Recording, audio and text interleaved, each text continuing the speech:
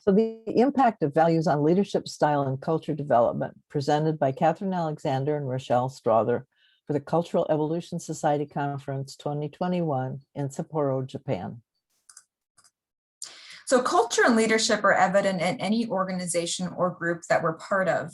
And culture refers to the tacit social order of an organization, or in essence, what's going on behind the scenes, how we behave when no one is watching. So you can see culture show up in people interactions, as well as what happens when organizations are going through change, which are naturally very emotional and often disturbing kinds of processes.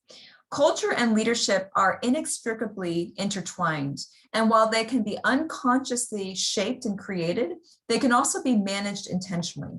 So two scholar authors that I've looked to in terms of thinking about how culture can be shaped are Lencioni, who talks about how to address dysfunction in an organization by developing cultures of trust, and Coyle, who talks about creating cultures of belonging that rely on feedback and a sense of purpose from their members. So here in this presentation, we're going to talk a little bit more about how culture shows up and some of the markers of those values.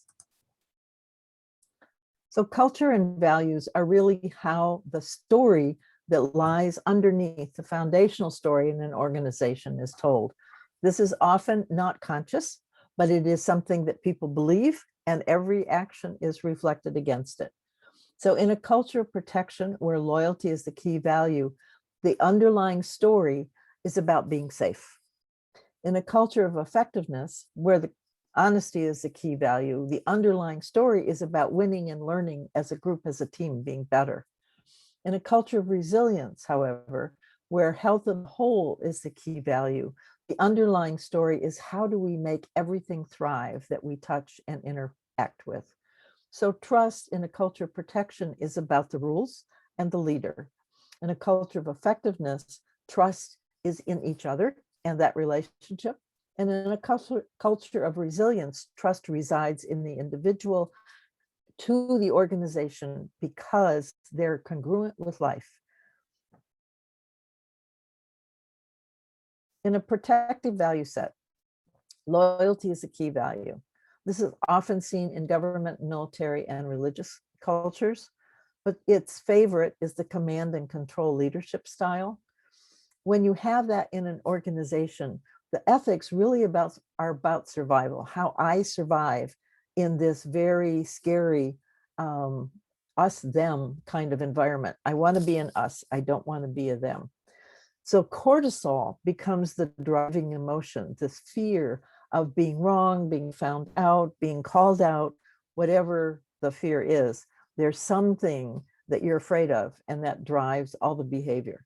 This is human-centered. Most specifically, it's centered around me as an individual. I want to survive. I want to do what I need to do to survive in this culture. In the effective value set, this is really driven by the value of honesty, and it stems from trading, and it should be the values of business. Here, culture is collaborative.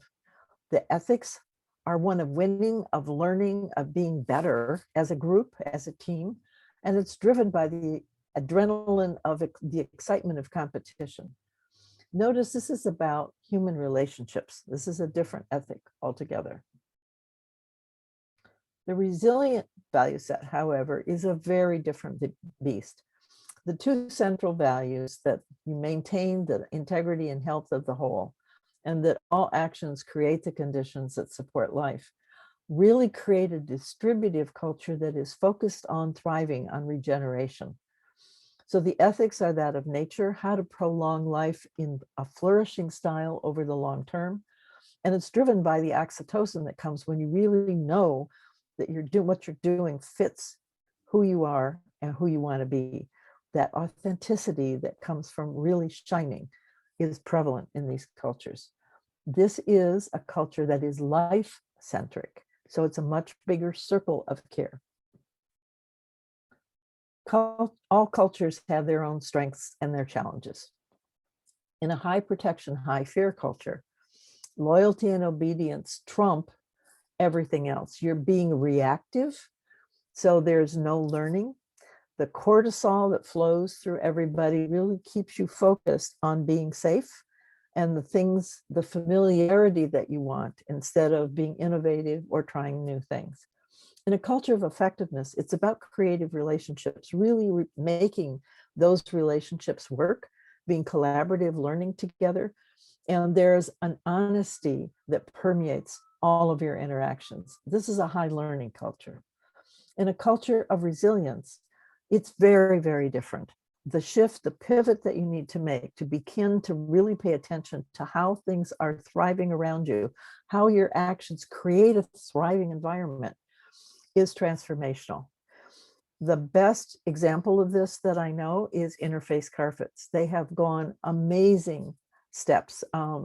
They've met all the sustainability goals that they had and then some, but they did it by totally transforming their organization.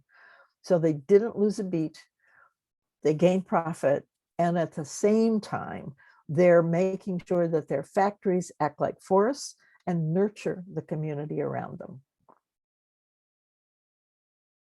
So we want to assess the fit of the people in our organization. We want to choose how we're going to respond to those people, and we want to be intentional in shaping our culture. So in this particular assessment, we have an individual who has a very strong need for relationship and a very strong need for self-actualization, for self-expression. But his culture in the blue is really pulling him in a very different direction. So he needs to be very powerful, seen as powerful in his organization, be very concerned with security and control, and be very rules oriented. Now, there are 3 strategies for dealing with this. You can adapt as an individual, which means denying who you are and really fitting yourself into the culture. When a person does this over a long period of time, it becomes really hard to change. So you get a lot of resistance to change. It was painful to meld yourself to the culture, and it's equally painful to open up again.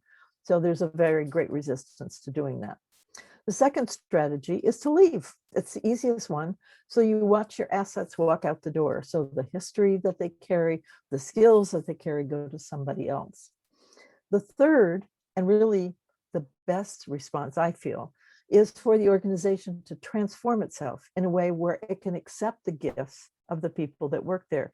It can allow people to thrive and blossom. So the employees thrive, the organization thrives, the clients thrive, and the whole environment thrives for their being there. We are evolving. We need to evolve in the situation we're in. So we have to move from being more human-centric or even relationship-centric amongst ourselves to being life-centric, to have relationships with all of life, and to really want to see everything blossom around us. We need to move from an us-them, a protective stance, even from we as a team, to really thinking about all beings. We need to move from safety and success to being thriving, regenerative, distributive, so that everything around us blossoms. Our level of responsibility is not just to ourselves. It's not just to the people we care for. It is ensuring that all life thrives. We will not thrive in a dying planet. Our planet needs to thrive. If the planet thrives, we will as well. So I'm hoping that this is a stimulus for you to revision your own life. How are you showing up? Notice when the actions that you take really make life better for the people and the animals and everything else around you. How do you show up in your organization and your community? Are you making choices that really allow life to blossom? Shift your interactions with non-human life. Really pay attention to those things around you. The earthworms under your feet are really key to a vital soil. So what can you do to make sure they thrive as well? Pay attention to your relationships with friends, family, and coworkers.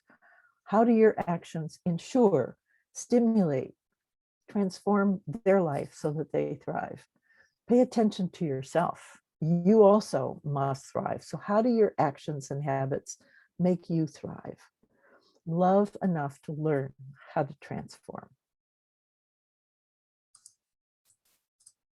So some closing thoughts. As you think about culture and values, remember it is what is happening when no one is watching. And even with our best made plans, our best strategies of what we want to accomplish in our groups and our organizations, we always have to remember that culture eats strategy for breakfast. It's the culture and the values that will end up guiding what actually happens.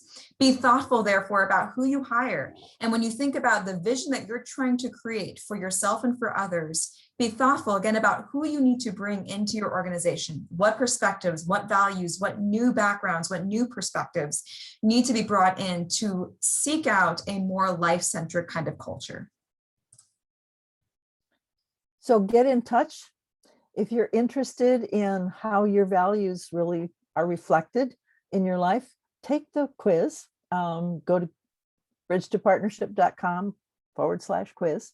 And if you're interested in the assessments, please contact us about that. We would love to talk with you. So get in touch, please. Thank you.